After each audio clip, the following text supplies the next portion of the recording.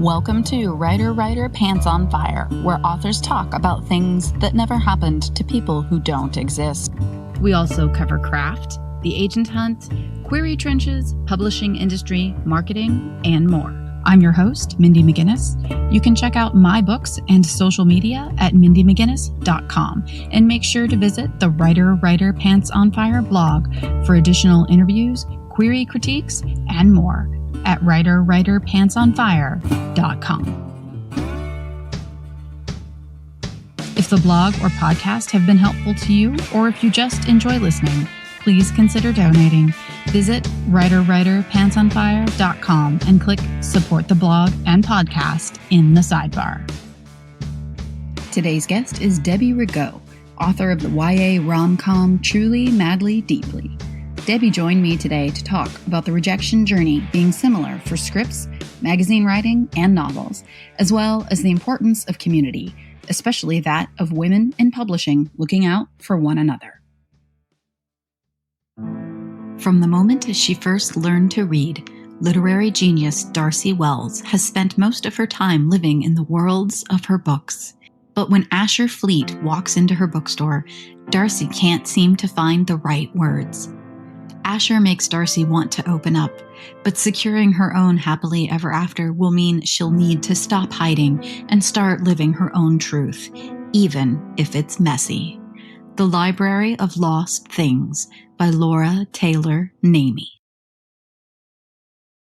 Most of my audience is comprised of aspiring authors, and they love to hear about how a published author attained their agent. So if you could talk about that, I'm sure that they would love to know your story. Odd to say, but I didn't have a querying journey. I had more of a pitching journey that lasted decades now. My secret dream back in the day was to become a TV writer. This was back when most people wanted to be film screenwriters. Mm-hmm. So my journey was more of a pitching journey. For book publishing, it was more of a circuitous one. I've had 2 literary agents. I started in magazine publishing in New York City, which felt remote, but sort of adjacent to book publishing world. And so sometimes you can find some overlap. And my first agent, the wonderful Adrienne Ingram, she's a full-time editor now. She was a colleague of a friend. She was working on an anthology for African-American and Latinx teens. That was back when a lot of teens were picking up because they related to the characters on the cover. They were picking it up, but it wasn't age appropriate. A lot of times it was a lot of erotica and things like that. So Adrienne was working on an anthology with more age appropriate fiction. Because these readers were grossly underserved, she approached me to work on that. So my agent now is Laura Dale of Laura Dale Literary Agency. I have Sarah Milanowski to thank for that. Now, I'm still pinching myself over this, but Laura Dale heard about me through Sarah and then asked to see my work. Nice. She's also Sarah's agent. I know. It's like, when does this ever happen? So I sent Laura Perfect Shot, which was a rom-com I did. It was a Simon Pulse romantic comedy back in 2010. And that was when I was still with Adrienne Ingram. And I also sent her Voila, Open Mic is the name of the anthology that author Metallic Perkins was an editor of. It was about, being an immigrant's kid. I actually was agentless when there was an open submission for Open Mic. They selected my story, Voila. And so I sent those to Laura, and she connected with my writing style, my characters. Before that, I'd sort of been languishing in limbo land for years. Sarah doing this, and, just like out of the blue, I didn't even know. Sarah was kind of talking me up around town. It's been amazing ever since. So I've been with Laura since Truly, Madly, Whirly. You had these connections through networking and through a relationship with another author. I'm actually familiar with Sarah's work because I worked in a library, a middle school and high school library for about 14 years, and I still go back and I volunteer. So Sarah has just tons and tons of books. And I'm familiar with her work. And then I'm also familiar with Open Mic because that's a book that we carry. Oh my gosh. Yeah. Really? Yep. Oh, it was a Junior Library Guild selection, correct? Yes. Oh my God. Yes. The crazy thing about it, and I actually cried. My story Voila was republished this past spring in Scope Scholastic. Oh yeah. Which is in middle school classes. They got an illustrator to create art for it, and they brought up little different topics of discussion for students. And I was able to do the audio version of it that they asked me to read. Oh my So gosh. it was just, I felt like it was like winning the lottery. Like they're like, oh, we've dug up your old story and we want to publish it. That came just from me sort of seeing that, you know, they were looking for an additional story to include. And so I just took a chance and sent it in. That's awesome. Yes. Yeah. I was, you know, hustling. Exactly. Just trying to keep myself out there. And that's what meant so much about Sarah, because I really saw it as sort of like women helping women. Mm-hmm. It's like, when does that happen where a woman comes up to you and says, I'd love to sponsor you, or I'd love to talk about you, I'd love to like help mentor you, have any questions? Those It's connections. important that we do that for each other. Absolutely. Women to women. We have to help each other out. We have totally. to. Even though you weren't necessarily having a query journey, you were certainly on a rejection journey in terms of pitching for 10 years. Yes. Talk a little bit, if you can, about the differences between, as a screenwriter, doing pitches and querying, and yet the similarities in Land of Rejection. As a screenwriter, I was never in LA. I was always New York based. I did a different route. Like I'm always looking for a different route, trying to think outside the box. I was going to sort of the smaller production companies who sort of had straight to video type of stories and pitching them, looking at, you know, sort of their catalog of material, just the same as you would do for an agent you're interested in. Like, who else does that person represent? How would my story fit in? If not, how can I tweak it? A lot of times they're like, great, this is great. You get a response from them, and sometimes a positive response. But then there's a lot of wait and see. And the screenwriting world, you might connect with someone, but then you might not hear back. It kind of never went anywhere. The rejection I always related to, I caught a bus. I caught 2 city buses to go to school. I would always like, it would be cold and we'd be standing at a bus stop and you'd see a bus in the distance and you're like, yes. And then as it gets closer, you realize it's not your bus number. Oh. But the way I saw it was, well, I was grateful for the time that I thought it was mine. It kept me feeling, you know what, this, you know, sub-0 degree weather, I could do this. Yeah, sure, you get disappointment when you realize it's not yours. But hey, for the last few minutes, you weren't thinking about it. That's right. And then here comes another bus. Those are the tricks that I use with myself. It's wild when you hear, oh, it's been X amount of years. You're like, has it been? It doesn't feel like that because you find other things to keep you going. You know, I was always working full time. I was always doing things that interest me on the side, freelancing, and you're making connections all the while. You're building relationships. Those relationships, talking to other people, particularly like women, Black people, you know, and just like, hey, how you holding up? How's it going? What's your next move?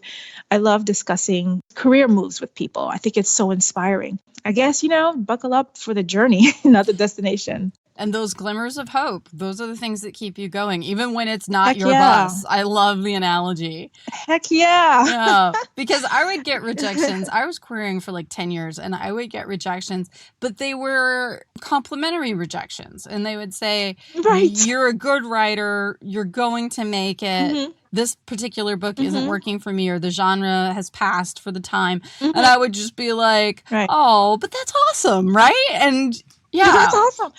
Oh man, you wouldn't believe like how unprepared I was even when I did get it. Like I remember being invited to, this is crazy, but I got invited to Penguin, like to come in and sit down and talk. And I was so unprepared. I was unagented on the strength of something that I sent in that they're like, this is amazing, but just contracted with someone on a book very similar to yours. Yeah. But do come in, let's chat. I was actually in there, like sitting down, talking to top editors. And I had no clue how tough that was to have that access. I didn't even realize. And also, I'm from magazine publishing, and there's a lot of rejection there. Like, there's a lot of pitching that goes on there, even if you're on staff. You know, I was on staff, and I'd pitch something, and that we get rejected. Just part of this writing life that I'd chosen. That's how I chalked it up to. Absolutely. Rejection forms a callus, and you have to have those calluses. You have to have that resilience. Yes, absolutely. You have to have the resilience and those little glimmers of hope. They keep you going. And other women and other writers, it's interesting. You mentioned how much you love just sitting around and talking about the business or talking about your next move or their next move. And it's so funny that you say that, because I find that so often. even the writers that are like my really good friends, when we are together physically, we're not talking about our kids or our families, whatever's going on in our personal lives. Like, we'll touch on it, but most of the time we're talking about the industry. We're talking about what's going on in the industry. We're talking about what our next moves are, what the hot genre is, what's going on at this imprint. It's so right, because we don't have a water cooler, do we? We don't have a water cooler where we're going to meet up. We're not in office spaces. So when we get together, that's why we find each other and just like commiserate. And that's part of the reason I started this podcast, because I was thinking one day as I sat speaking with other authors and we were just talking, and it was all business talk. I was like, man, as an aspiring author, I could have sat in and just listened to this conversation. I would have learned so much. And so that's part of why I started this podcast, just to have those conversations for the purpose of other people learning from them. Coming up, why a YA rom-com might be exactly what some readers need. Join Lexi McGill and her team as they teleport around the world solving STEM-based puzzles to win the annual science tournament.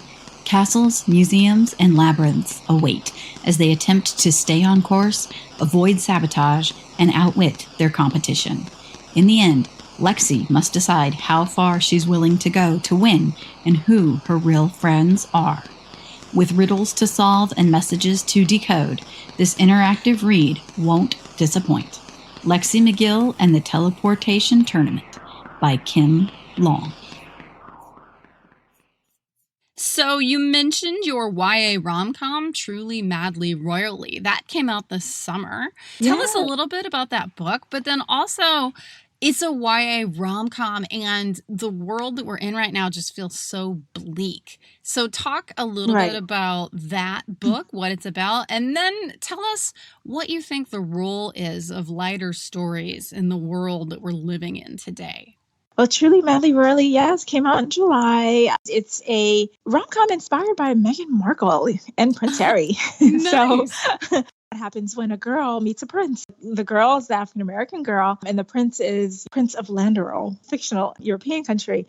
Zora meets Owen at a prestigious university. So it's a summer program for high school students, and she's taking classes on philanthropy, on grant writing, because she has big plans for her organization to help these kids in her community that are very small, and they often walk to school alone. And so she has a program called the Walk Me Home program.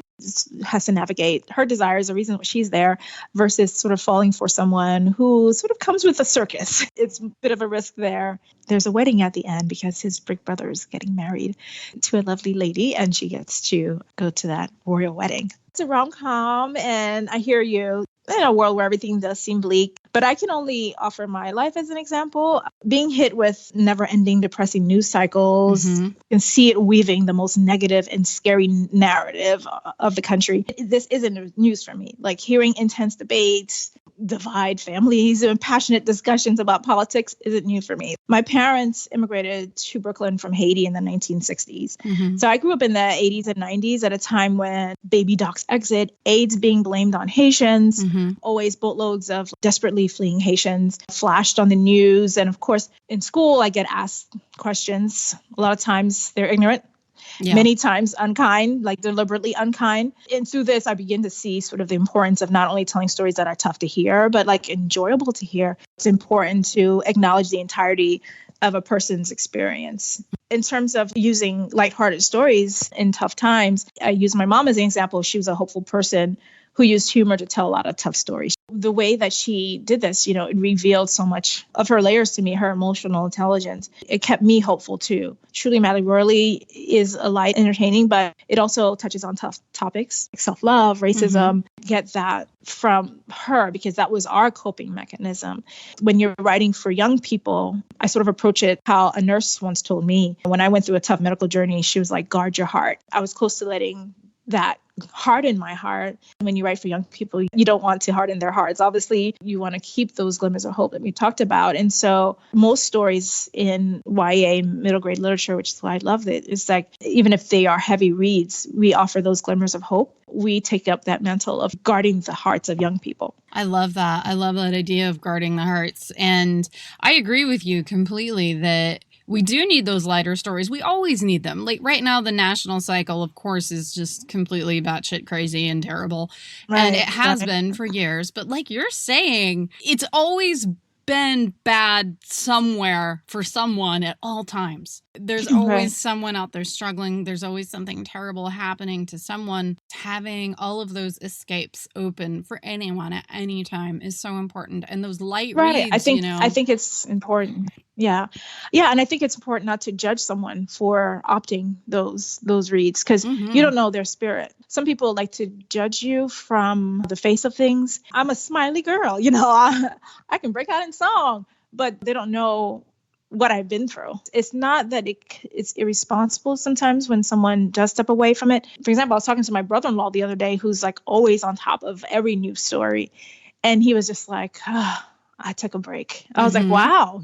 But he's allowed that. You're talking about not shaming people for what they're reading. You're absolutely right about that. I remember when e-readers first came out, how relieved and happy romance readers were because they could read their books in public and no one was looking at the cover and no one was judging them. Isn't that kind of sad? Doesn't that hurt? Like your heart? Isn't that sad? Yes, it is sad. No one should ever be judged by what they're reading. That's ridiculous. I feel really sad when you just said that. I was like, oh my gosh, yeah.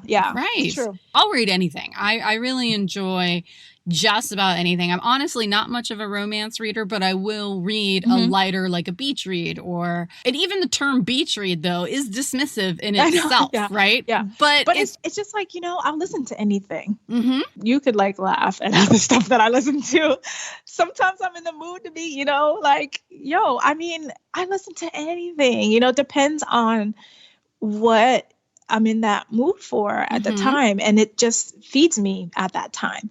Everybody's going through a journey and you need that nourishment, however you can get it to get you through. You need to see that a bus is coming, even if it's not your bus. And so if a light read gets you there right now, go for it.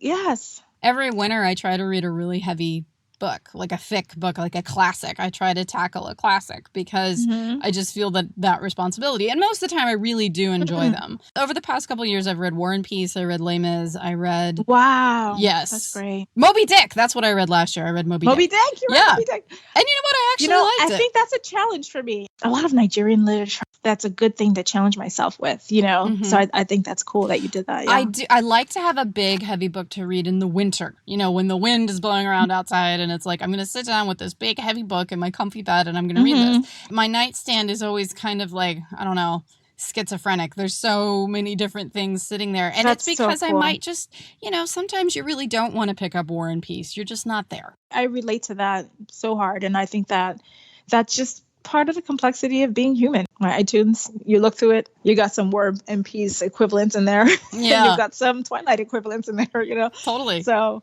as it should be. It's just how it goes. Lastly, writing tough topics and co-authoring with activist Alyssa Milano. Well, you talked about some of your work that has more of a weightier tone because you don't shy away from tough topics. You contributed to the YA anthology Dear Bully. And your essay in that is about not being a passive bystander. So what led you to that essay and why do you think that message is important? There was a lot of things spotlighted in the news cycle about young people being victims to being bullied. And so we said, as writers of young people, we wanted to contribute. I'm still close to my high school bestie. She mentioned something that happened to her that I played a role in, in defending her. And I did not remember. Till she told me about it is when I started recalling it.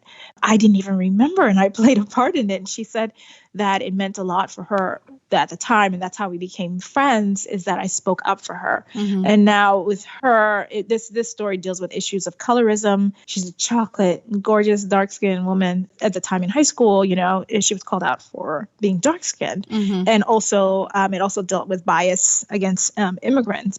She's Jamaican, and she said that her friends would call, and then maybe her mom would pick up back in the day when we had landlines. Right. And they would say, how come she has an accent? And kind of drag her for that. These are stuff that is damaging to spirit. It took her a while, she said, to come to a position of self-appreciation, self-love. She wants more kids to know about this. The challenge is that we face, particularly within the African American community with colorism. As for me, I was like this skinny kid. I just was cool with everyone because I feel like at the time as a kid, I was like, okay, you got to be able to defend yourself. This is East Orange, New Jersey. You got to be able to fight. I'm this skinny girl. I feel like being cool with people, it was my defense mechanism, which is a shame because it's hard to break out of the people pleasing. But it wasn't more so like people pleasing was more so like I was just being cool. That was my way of doing things. I was not the type of person to like mouth off or anything. But apparently at the time she said that I spoke up for her. It kind of just highlighted how uncool it was to talk about her at school. And hearing that, I was like, I did that? Skinny little me, And so I wrote it in to say sort of like, you just never know what you can do to help another person, particularly when it comes to using your voice against this. If skinny old me, using my defense mechanism by being friendly, if somebody like me who doesn't like to get into physical skirmishes can speak up on it and use your voice in a way that gets a message across, then maybe more can. And I love what you're saying too, that for her, this was a life-changing moment. For her, this opened up a door where she was like, oh, people shouldn't talk about me this way. Yet for you, it was just like, hey, you were just like, hey, that's not cool, man. Right? Like you didn't even remember it. And but thought, it was and a didn't think small about it. thing. Yes. Yeah. I mean, it's not like you beat somebody up in her defense or anything. You just spoke up. That's it. Right. I didn't even have my spinach that day. I probably didn't, I was like coming around like, if someone like me can do it, maybe consider, speaking up. It just took a voice and someone pointing it out and saying that is not okay. So I want to talk about another project of yours. You co-wrote Hope Project Middle School with activist Alyssa Milano. So tell me about that co-authoring experience. How did you land that job and what was it like to work with such a high-profile co-author? It's been a thrilling experience, very fast-paced. So Truly, Madly, Royally is a Point Paperbacks book. My editor, who's just amazing, Amy Friedman, is there. So Point is Scholastic. It's a Scholastic imprint.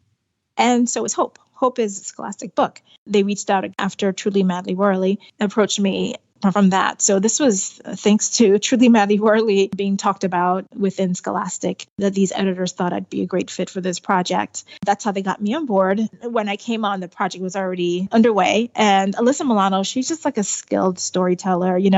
She's read a gazillion scripts. She's also written books before. She's written about her love of baseball, like super intuitive about characters. If I could just say, like, Hope has a lot in common with Alyssa. I think she just has this big heart and she leads with it. We all know about her activism. It was interesting to find out, her activism started when she herself was just a tween or teen. Ryan White, a kid who contracted AIDS through a blood transfusion. Elton John called her and said, Ryan is a fan of yours, so can you just let him give you a kiss on your cheek? And she said, sure. And, she's been an activist since then. Hope Project Middle School, so Hope is a series. It's basically like a mini activist. She's an 11-year-old middle schooler. She's passionate about science, and she's also navigating entering middle school, having her friend go a different direction with some of her classes, and so having to sort of stand up on her own. And so the first book in the series is about her finding her voice, and the next book in the series is just about her helping out a dog shelter that is closing down. It sort of walks readers through these steps of like how to be an activist in a way that a young reader would understand. And then there's Eric Keyes, who is the amazing artist. He's the illustrator. And then we're backed by such a cool team at Scholastic. Really one of those projects that brings a lot of the joy into writing. We're actually working on the third book. It's going to be a series of 4 books coming out every 6 months. And the first one comes out mid-October and then the next one in April. Lastly, what are you working on now and where can listeners find you online? Aside from working on Hope, I'm working on revisions for a YA rom-com. This one is closer to home. It's called An Arranged Prom's working title. It's sort of like My Big Fat Greek Wedding for prom. Fun. It's about, Haitian American girl. It's prom season's here. She goes to an all-girls school and her parents set out to arrange a prom This is actually taken from a page in my life where my eldest sister had her prom arranged. It's a lot of fun, and I'm hoping that the revision goes well. And where can listeners find you online? I'm a little bit more active on Instagram. Mm-hmm. My Instagram is Fro and a Bow. So that's how I used to have my daughter's hair. Adorable. Just the FROANDABOW. I'm also at Debbie Rigaud on Twitter. And I try to blog once in a while, but yeah. It's tough, man. It's tough. Believe me. Oh, I know. You're talking. Your blog is looking good. Oh, thank you. But it's not easy. I'm like, I spend basically my whole Sunday is for the blog and the podcast. Like the whole day is just set aside to do that. So, well, I appreciate your time because it's a great blog. Yeah. Oh, thank you. I appreciate that you appreciate it because sometimes it just feels like you're just throwing stuff out in the void. But if I know people are reading and people are listening, then I'll keep doing it. Writer Pants on Fire is produced by Mindy McGinnis. Music by Jack Corbel. Don't forget to check out the blog for additional interviews, writing advice, and publication tips at writerpantsonfire.com. If the blog or podcast have been helpful to you, or if you just enjoy listening, please consider donating. Visit writerpantsonfire.com and click Support the Blog and Podcast in the sidebar.